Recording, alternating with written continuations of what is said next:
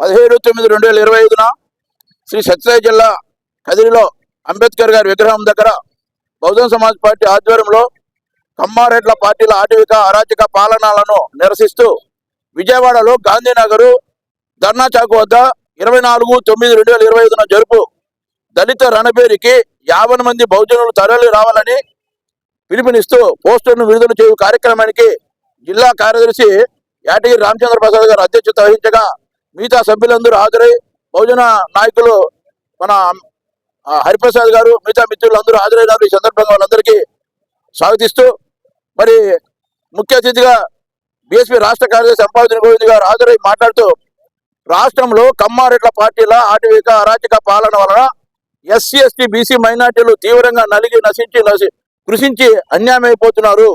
ఇందుకు రాష్ట్రంలో జరిగిన అనేక సంఘటనలు కొన్నింటిని గుంటూరు జిల్లా తెనాలి పోలీసులు జాన్ విక్టర్, రాకేష్ అనే దళిత యువకుల్ని, షేక్ బాబులాల్ అనే మైనార్టీ యువకుని పట్టపగలు నడి రోడ్డు మీద ప్రజలందరి సమక్షంలో మీడియా సమక్షంలో ఆ యువకుల కాళ్ళను పోలీసులు తమ బూట్ల కాళ్ళతో తొక్కిపెట్టి అరికాలను లాఠీలతో దారుణంగా చిరంజీవి అనే పోలీస్ కానిస్టేబుల్ కొట్టినారనే నెపం కారణంగా కొట్టడం జరిగింది. చిరంజీవి అనే పోలీస్ కానిస్టేబుల్ ఇచ్చిన ఫిర్యాదులో నన్ను కత్తులతో దాడి చేసినారని పేర్కొన్నారు. నిజానికి కత్తులతో దాడి చేసి ఉంటే ఎందుకు ఆసుపత్రిలో చేరి ఎమ్మెల్సీ తీసుకోలేదు? ఇది పక్కా ఫేక్. చిరంజీవి అనే కానిస్టేబుల్కు ఆ యువకులకు మధ్య డబ్బు కోసం వాగ్వాదం జరిగింది. గతంలో ఈ యువకులపై కొన్ని కేసులు ఉండటం వాస్తవమే, కానీ రౌడీ షీటర్లుగా నమోదు కాలేదు. కానిస్టేబుల్ చిరంజీవి ఫిర్యాదు ఇచ్చిన తరువాతే రౌడీ షీటర్లుగా నమోదు చేశారు. ఈ సంఘటనను మీడియా ద్వారా తెలుసుకున్న గౌరవ బహుజన సమాజ్ పార్టీ మా రాష్ట్ర అధ్యక్షులు బందెల గౌతమ్ కుమార్ గారు ఈ సంఘటనకు సంబంధించిన పూర్వాపరాలను తెలుసుకొని ఖండించి ఈ విధంగానే కమ్మారెడ్ల యువకులను చేయగల సత్తా ఈ పోలీసులకు ఉందా అని ప్రశ్నించి ప్రభుత్వం వెంటనే ఈ సంఘటనకు కారకులైన పోలీసు అధికారులపై కఠిన చర్యలు తీసుకోవాలని డిమాండ్ చేయడం జరిగింది. కానీ పలువురు మంత్రులు, ఎన్డీఏ పార్టీల నాయకులు, మా బీఎస్పీ రాష్ట్ర అధ్యక్షులు బందెల గౌతమ్ కుమార్ గారు మాట్లాడిన మాట మీద మాట్లాడకుండా వైసీపీ వారు మాట్లాడిన మాటల మీద మాట్లాడుతూ జగన్ పాలనలో జరిగిన డాక్టర్ సుధాకర్ గారి సంఘటన గురించి ఎమ్మెల్సీ అనంతబాబు తన డ్రైవర్ దళిత సుబ్రహ్మణ్యం ఇంటి నుంచి తీసుకుపోయి చంపి శవాన్ని డోర్ డెలివరీ చేయడం, పులివెందుల నియోజకవర్గంలో దళిత నాగమ్మను ఘోరంగా అత్యాచారం చేసి చంపితే జగన్ గారు ఆ కుటుంబాన్ని పరామర్శించకపోగా మేము అక్కడికి వెళితే మాపై కేసులు పెట్టడం జరిగిందని, ఇలా జగన్ పాలనలో దళిత బహుజనులపై అనేక సంఘటనలు జరిగాయని చెప్తూ డైవర్షన్ పాలన చేయడం జరుగుతూ ఉంది. ఇది ఎట్లా ఉందంటే జగన్ గారి పాలనలో దళిత బహుజనులపై దాడులు, దౌర్జన్యాలు, బెదిరింపులు, అణచివేతలు, అవమానాలు, అత్యాచారాలు, హత్యలు ఏ విధంగా జరిగినాయో మా ఎన్డీఏ పాలనలో కూడా ఇట్లాగే జరుగుతాయన్నట్లుగా ఉంది. జగన్ గారు ఆ విధంగా పాలన చేయడం వల్ల 11 సీట్లు వచ్చినాయనే విషయం మంత్రులు, ఎన్డీఏ పార్టీ నాయకులు మర్చిపోతే మీకు కూడా చిన్న సీట్లు వస్తాయని సందర్భంగా తెలియజేస్తున్నాం. బాధాకరమైన విషయం ఏమిటంటే జాన్ విక్టర్, రాకేష్, షేక్ బాబులాల్ అనే యువకులు తప్పు చేసిన పట్టపగలు నడి రోడ్డు మీద ప్రజలందరి సమక్షంలో, మీడియా సమక్షంలో ఆ యువకుల కాళ్లను పోలీసులు తమ బూట్ల కాళ్ళతో తొక్కిపెట్టి అరికాలను లాఠీలతో దారుణంగా కొట్టడం చట్టం దృష్టిలో సరైనది కాదని తెలిసి గౌరవ ముఖ్యమంత్రి నారా చంద్రబాబు నాయుడు గారికి తెలిసిన తన సుపరిపాలన వెనకేసుకొచ్చే విధానంలో గంజాయి బ్యాచ్ అంటూ ప్రజలను తప్పుదో పట్టించిన దుర్మార్గం. దీనినే కదా మేము ఆటవిక అరాచక పాలన అంటుండేది.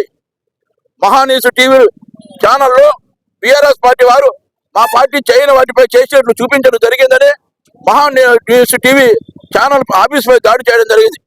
ఈ దాడిని సీఎం చంద్రబాబు గారు, మంత్రి నారా లోకేష్ గారు ఖండించి దాడి చేయడం మంచిది కాదు, మీకు అన్యాయం జరిగితే, మీకు మనసు బాధపడితే శాంతియుతంగా నిరసన తెలపవచ్చు లేదా చట్టపరంగా కోర్టుకు వెళ్ళవచ్చు అన్నారు.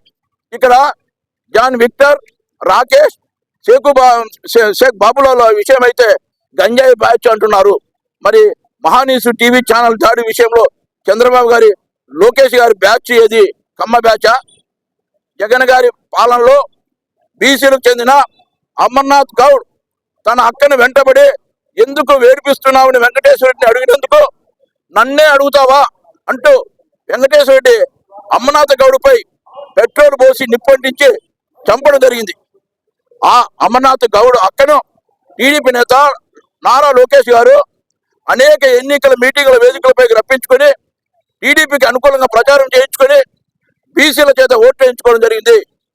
మరి ఇటీవల రాప్తాడు నియోజకవర్గం రామగిరి మండలం పాపిరెడ్డిపల్లిలో 30/3/2025 ఉగాది పండుగ రోజు బీసీ కురబ లింగమయ్య కొడుకు తమ పెద్దల సమాధుల వద్దకు వెళ్లి వస్తున్న సమయంలో కమ్మ కులానికి చెందిన రాప్తాడు ఎమ్మెల్యే పరిటాల సునీత గారి రక్త సంబంధికులు వెంటబడి తరిమితే పరుగున ఇంటికెళ్లి తన తండ్రి కురబ లింగమయ్యకి చెప్తే లింగమయ్య ఆ తరిమిన కమ్మ కుల యువకుల ఇళ్లకు వెళ్లి ఇది మంచి పద్ధతి కాదని వారి పెద్దలకు చెప్పి ఇంటికి వచ్చి కాఫీ తాగుతున్న సమయంలో ఆఫ్టర్ ఆల్ ఒక కుర్రబోడు బీసీగాడు మా ఇంట్లోకి వచ్చి చెప్పేంత స్థాయి ఉందా అంటూ అధికారం ఉందనే అహంకారంతో లింగమయ్య ఇంటి వద్దకు ఎమ్మెల్యే పరిటాల సునీత గారి రక్త సంబంధికులు కమ్మ కుల యువకులు 5-6 మంది వెళ్లి నిర్దాక్షిణ్యంగా చంపడం జరిగింది.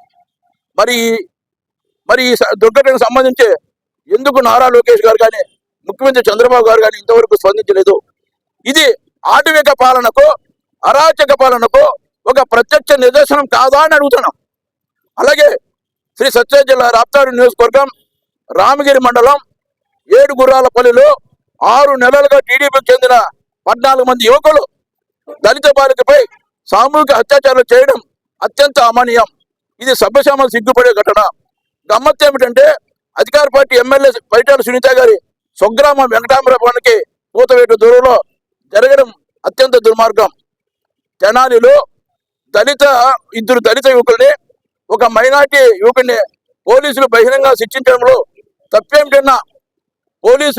తప్పేమిటన్నా మన హోంమంత్రి దళిత మహిళ అనిత గారు సత్యసాయి జిల్లాలో దళిత బాలికపై అఘాయిత్యానికి పాల్పడ్డ టీడీపీ వారిని ఎందుకు ఆ తరహాలో శిక్షించడం లేదని ఈ సందర్భంగా గట్టిగా డిమాండ్ చేస్తున్నాం. ఒక వైసీపీ కార్యకర్త 2024 ఎన్నికల ఫలితాల అనంతరం ఆత్మహత్య చేసుకుంటే సంవత్సరం తర్వాత ఆ కుటుంబాన్ని పరామర్శించేందుకు వైసీపీ అధినేత వైఎస్ జగన్మోహన్ రెడ్డి గారు వెళ్లే సందర్భంలో దళిత సింగయ్య అనే అతను తన కారు కింద పడి చనిపోతే కనీసం ఒక మనిషి తన కారు కింద పడి చనిపోయినాడనే స్పృహ కూడా లేకుండా పక్కన పడేసి వెళ్ళిపోవడం జరిగింది.